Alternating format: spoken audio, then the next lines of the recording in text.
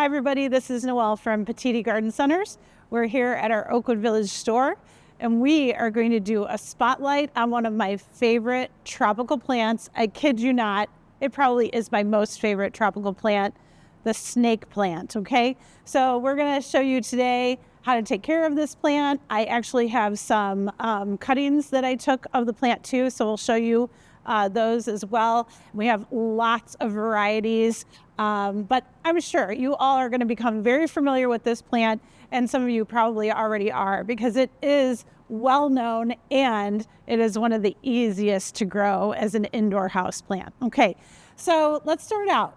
Sansevieria, the ones that we normally see, or snake plant, is also known as mother-in-law's tongue, ouch, and also known, a little bit different name here, Viper's bowstring hemp.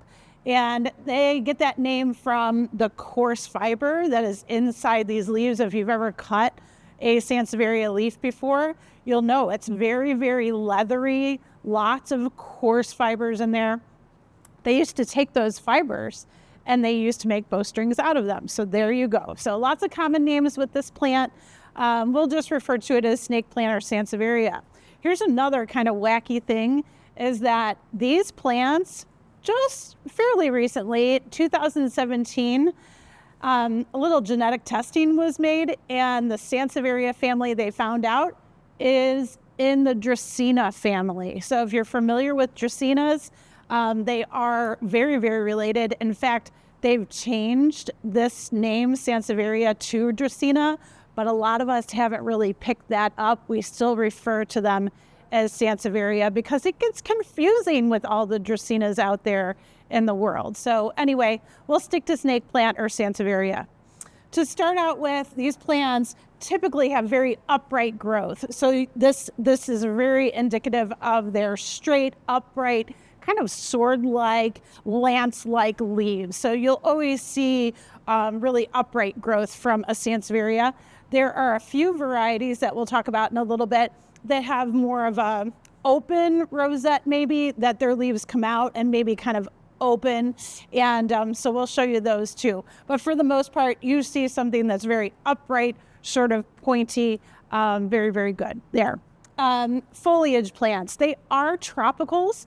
They are from Central Africa, believe it or not.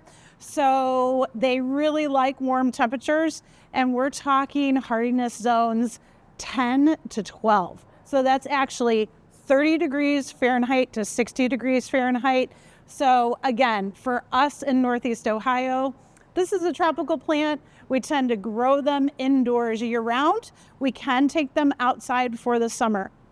So just be aware of that, but they really like to stay warm like most of us during the winter time. Okay, now to start out with, we talk about light requirements. So what's great about this plant is that it can grow anywhere from low light all the way up to taking some direct sunlight. Now, I wouldn't keep it out in a whole day of direct sun, but part shade conditions, 4 to 6 hours of sunlight, you can do that, okay? So very, very versatile as far as the light requirements, or really what it's going to tolerate as far as light is considered. Low light, we always talk about low light, just so you can read a book by that light. That is a low light condition, okay, folks? So it can take quite a bit of low light. If you start to lose some of the variegation on the leaves and they start to look very, very dark green or solid in color, guess what? That might be too much low light, and so you'd want to increase your light condition, okay? So be aware of that. The next thing that's great about them is their watering. I'm going to tell you that these guys are very, very easy to not water very much. If you like to grow succulents or have a drier household or just forget about watering like I do a lot, this is a great plant for you, because if you let your plants go drier, the Sansevieria is going to absolutely love that, okay? So when we do talk about watering care for this plant, you want them to go slightly to mostly dry in that pot. And we don't normally say that with tropical houseplants. So if you do the fingertip method where you're sticking your finger in the top layer of soil, you want it to be dry 2 to 4 inches deep in the soil. So that's almost your whole finger getting down in there, okay? And you really do want those drier conditions for this plant. Especially in winter, this plant needs very, very little water. So I would caution all of you that do like to water your plants regularly, hold off watering. And if you forgot when the last time it was, if you watered during the winter, I wouldn't recommend watering it again until we get closer to springtime, okay? So they really can take some very dry conditions, and that is because of their basically their succulent physiology. They're very waxy, like I said, very coarse, fibrous inside. And I'm gonna explain something that's a little bit strange, but with this type of plant, they only open their pores and their leaves at night, okay? And this is kind of an adaptive response for a lot of succulent plant material. And so therefore, this plant, it won't evaporate any type of water during the day. Evaporation will only occur at night. So that's another reason why you should grow Sansevieria next to your bedside, because it's doing all of its gas exchange at night, converting carbon dioxide into oxygen. So it's very, very active doing that in the nighttime hours. So that's really cool. This is a great plant for that. Okay, next thing is soil. Their soil can be fairly coarse, really well draining, okay? So your standard potting mixes are fine. Just let them go, like I said, mostly dry before you do irrigate again. You can use succulent mixes for this, soil mixes as well. So they work in both. You can mix both if you want to, like a 50-50 mix of regular potting mix to succulent mix. That's fine as well. Again, just make sure that they're draining and that they do go slightly to mostly dry before you rewater, okay? So keep that in mind. Feeding, as far as most houseplants are concerned, I always say this, with fertilizer, you're only feeding them during the growing season. So that for us is like April through September, and they really don't need a lot of fertilizer. So you apply Osmocote Pink Label once in April. It lasts 6 months. And again, you're not watering this plant as often as you would some other houseplants. And so therefore, that fertilizer is going to last that whole 6-month period. And that's all you need to do is apply that once. So that's a really easy way to take care of these. If you want to use different types of fertilizers, because everybody tries, something different, that's totally fine. Just follow the label directions on that fertilizer package, okay? That's really important. And most of the time, if you're using liquid fertilizers with your houseplants, especially foliage houseplants, it's usually diluted by half, if not more, just so you're not overfeeding those plants, okay? So keep that in mind. Maintenance. This is kind of a neat plant. I really do, again, enjoy the maintenance because it is very low, okay? This is not a plant for somebody that is constantly watering and, pruning and doing all those types of things. If you like those types of things, you're going to definitely appreciate more of a flowering tropical plant, what have you, where you have to do a little bit more maintenance.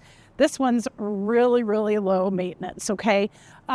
First of all, with potting, you don't have to repot this plant until it gets very, very root bound. If you're watering, that watering is not even soaking into the soil. It's running directly out of the bottom. You probably should check your roots. We want you to repot typically late winter, early spring. That's the best time when those plants actively start growing again. And you would just move it up into the next size pot, maybe 1 inch or 2 inches larger. When Sansevieria grow in big pots, if you plant them up in a too big of an area, they get floppy, okay? So they do like to be condensed, in the right size pot. So keep that in mind, okay?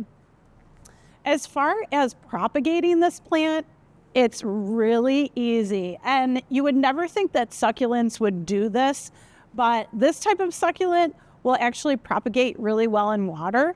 So you can cut foliage off of this plant and then you let it callus. So that means that with succulents, we tend to let them sit out, let's say 5 days to a week. and they'll produce like a little woody end to where you cut or where the leaf was removed. And so you let them sit out in the air and dry a little bit. And then you go ahead, I got it stuck in my jacket. And then you go ahead and you put them in water. And it's just a little bit of water, maybe an inch or so deep. And you can see that this leaf I removed off of one of my snake plants at home. And it was a little bit floppy. I just, I didn't like the look of it. So I went ahead and removed it. And this was about, I don't know, maybe 3-4 months ago. And look at how those little snake plants were just produced. So again, this is a typical form, like your classic form of Sansevieria trifasciata, just so you know. And so it's very, very easy to do, folks. This one's a little bit younger. You can tell I'm just getting a little start off the side here. And this one I just took recently, and it's just starting to get some roots here at the base. So again, all different stages of just cutting that leaf off. I've seen some people on the internet and so forth, they'll make kind of a pointed cut at the base, and you can do that too. It just kind of gives you a little bit more surface area to root. So you can try that if you want to try that. I just cut mine straight across and just go ahead and let them sit out a little while to get that callus, and then go ahead and put them in water. I'm going to tell you that some of the varieties are a little bit easier to root than others, so not all of the forms root well, but I'm going to tell you the classic trifasciata snake plant is easy peasy, okay? The other thing that you can do to propagate these plants, of course, is that when they produce their leaves, they sort of produce rosettes. So each one of these bundles of leaves will produce another plant, okay? So divisions are really easy. Same time you would do divisions, you would repot the plant. So late winter, early spring is really the best time to do that.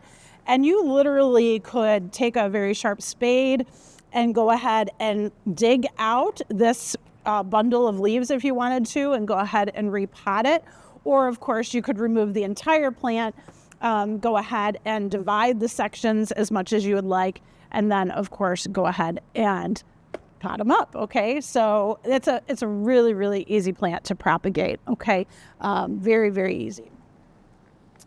All right, let's see. Pruning, really don't have to worry much about pruning this plant. Again, when you see leaves that are not looking good, spotted, maybe the tips are a little bit sheared, you can trim those, not a problem whatsoever. But normally this plant, again, because of how low maintenance is, it has very few pests. There really are very, very few problems with this indoors. Every once in a while you might see maybe some spider mites. You might see maybe like a mealybug or some scale, but I have rarely, if ever, seen or had any problems with them growing them indoors. So just be aware of that. That's one of the reasons why this plant is just so easy to grow. Okay, let's talk about varieties, because again, there's so many to look at. And I'm just going to start with the classics. Typically the classics are this dark green snake plant. And again, this is Sansevieria trifasciata. Most of these varieties are a form of the trifasciata Dracaena or snake plant that you find. So just green, dark green, and light green. And you'll see those horizontal stripes. They kind of look like a wavelength, if you will. We call these bands, if you will, transverse bands on the foliage. So that's typical. That's really, really typical of the snake plant. The one here that has the banding, but it also has these thick yellow leaves. This is very popular too. This is called Varieties, okay? So very, very typical type of snake plant that you'll see. I should have mentioned that the tall upright varieties can grow somewhere between 2 and 4 foot. That's what you typically see as a household plant with some of the taller versions. But as you get into more varieties, they've become a little bit more compact or maybe shorter. Maybe the foliage has become a little bit thicker. There's a little bit different look there, okay? Really neat family that we have is this guy, and I'm gonna pick up one of the smaller ones so I don't knock all of them over. This is actually called a whale fin snake plant, okay? And the whale fin is actually a variety called Masoniana, okay? And Masoniana, you'll see these are very, very thick leaves. They're very slow growing, just so you know. You won't get a cluster of leaves at one time. You'll get one leaf and then a second leaf, and it'll be a very slow process, but very rewarding. And they're just super, super thick. Oh my gosh, just very leathery, very, very nice. But again, so a different species of the snake plant here. So that's where you see those thick leaves. This down below, there's these cute little guys, and I'll see if Taylor can come up a little bit. These are known as koi fin.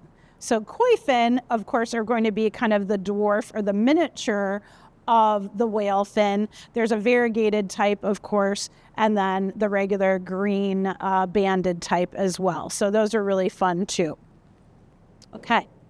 Down here, I have a cluster of what we would call a dwarf type of Sansevieria. This is still a trifasciata variety. This collection here is called Star Power. There are many different colors and variegations. The one I'm holding is emerald. We also have silver and forest and ocean here, and Taylor will show you all those, but really, really fun. And again, these have a dwarf habit to them. They still have that lance leaf, kind of pointy leaf, but obviously a lot shorter, a lot more compact, a little bit more open rosette habit there that you'll find. If you ever see any varieties of snake plants with Hanii, those are actually one of the original dwarf types of snake plant, okay? This one in the back, I love. It is called La Rubia, and La Rubia is also known as the golden sword type snake plant, and you can tell why. The golden striping in this is very, very prominent. There's very little green striping in it, and so it's a little bit more colorful than some of your average snake plants. It's also shorter, so it definitely is about half the height, maybe even less than that, where it will stay a little bit more compact for you, okay? I love this one. This is Moonshine. Moonshine is just one of the lightest colored varieties, like a silvery green here, and you can barely see the banding. There is some bands in there, but it's really covered by this beautiful silver green color, sort of half tall again. So it's going to be one of those more compact varieties, but it has that typical lance leaf shape. So really, really great. These two down below are actually kind of a newer species for us. And this Sansevieria species is definitely more flattened. It looks like an earth star almost, if you will. This one is called Copper Tone, has some very unique kind of bronzy coloring to it. And this one is actually the blue form of that. And these are known as Kirkii. If you ever see the name Kirkii, it's that species of Sansevieria. So they really are very, very unique, very different. Kind of have an undulating leaf edge too, so that's kind of different as far as the snake plants are concerned. But again, very easy care, very low maintenance. Let's look at some of the cylindrical varieties. And this cute one is called Hedgehog. So you'll see Sansevieria or snake plant where they have these very rounded cylindrical leaves that come out. And they're really fun to watch form because sometimes they start as sort of a flat leaf and then it starts to curve and round and develop into that really pointy cylinder, okay? This is a little bit different species than the trifasciata that we were talking about, but again, a little bit more unique. And I will tell you, all different shapes. Sometimes you'll find them like a hedgehog where they have the points all around. They stay nice and compact, the hedgehog type does. Sometimes you will find the variegated type. This one's really pretty. It's called Bonsell variegated. And Bonsell is a very typical cylindrical type of Sansevieria. And they call this the starfish type snake plant, where it comes out and it sort of spreads out like a starfish. It's more flat-sided, if you will, but very, very fun, beautiful colors there too. Couple others here that I wanted to show you. Here's another cylindrical type, and you can see this long cylinder coming out. But what I like about this, and Taylor can show you this close up, is that see how they start growing and they're sort of flat. The leaves start flat and then they start to curl, and then they'll start to develop more of that cylindrical look. So it's a cool plant. Just really, really easy. And obviously you can tell much taller. We've got 2 spikes growing up in the center there, sometimes called African spear too. So you'll have a lot of common names with that one. This is the fernwood type. And fernwood, you can tell it looks like a cylinder, but it's a very, very thin cylinder type leaf. And it's a little bit different. It's a hybrid, okay? And so fernwood is going to be this very, very thin cylinder sticking up straight. Have you ever seen one called fernwood or Mikado? Mikado is actually, it kind of has this little fountaining effect to it. So a little bit different variety, but still very, very pretty species. And I love them for, smaller pots and things. Really, really gorgeous. Okay. So again, with snake plants, folks, did I mention this one, Taylor? Oh gosh. Okay. So this is Sansevieria, and this is a gorgeous kind of vertical striped silver variety. Again, very, very upright, very pretty. And these actually, these varieties are a little bit more unique when you get those kind of different colorations out of them. They're also a little bit slower growing. When you find that the snake plants have that sort of blue-green or silvery coloring, they tend to be a little bit slower, but just be aware, okay? And really, really beautiful, obviously a taller variety. Taylor's got this one at home, and I'm propagating it right now, so I'm gonna see what happens with Sansevieria, okay? So again, snake plants, folks, very, very low maintenance, especially if you're not a waterer. You'll absolutely love these. You're gonna treat them almost like succulent plants. They can take very low light conditions all the way up to some sun. So I would say part shade condition, 4 to 6 hours.